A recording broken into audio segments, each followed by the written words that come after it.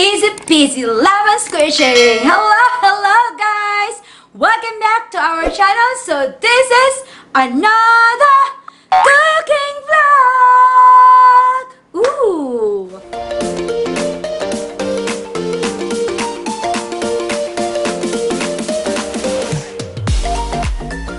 Hello guys. So in today's recipe, I'll be preparing garlic buttered shrimp.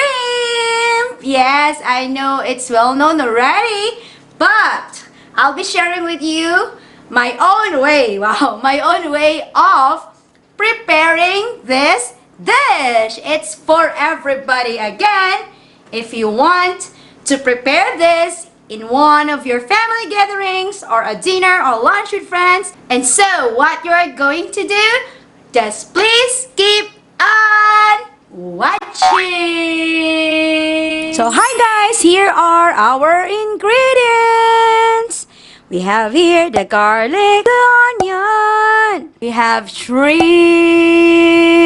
carrots, olive oil, Himalayan salt, ground pepper, and we have here our fresh Kampot pepper here, limes. We have also here our SPRITE. So SPRITE is not only for drinking but also for cooking. And we have the last but not the least, butter. So guys, now our wok is hot already. So first thing that we are going to do is to put our olive oil. So that's how I do it.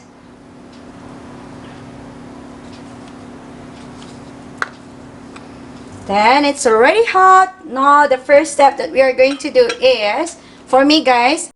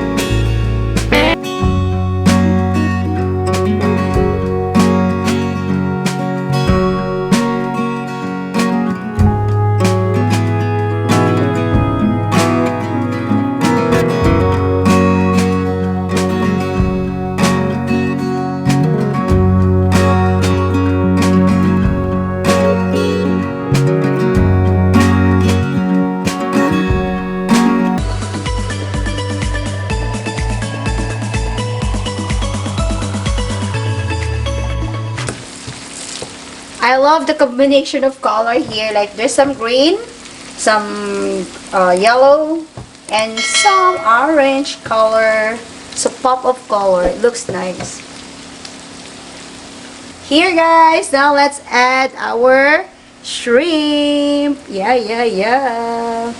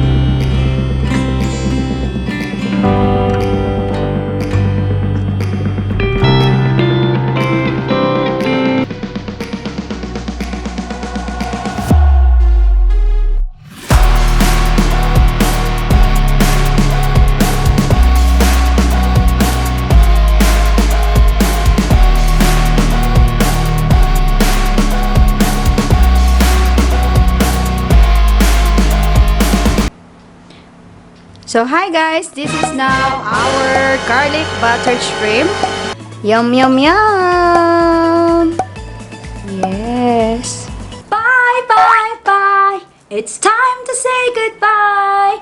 Bye guys, thanks for watching today's vlog. If you enjoyed watching this video, please give it a thumbs up or click the thumbs up button if you like this video, and please subscribe to my channel if you haven't yet, and see you again on my next one. Bye bye bye.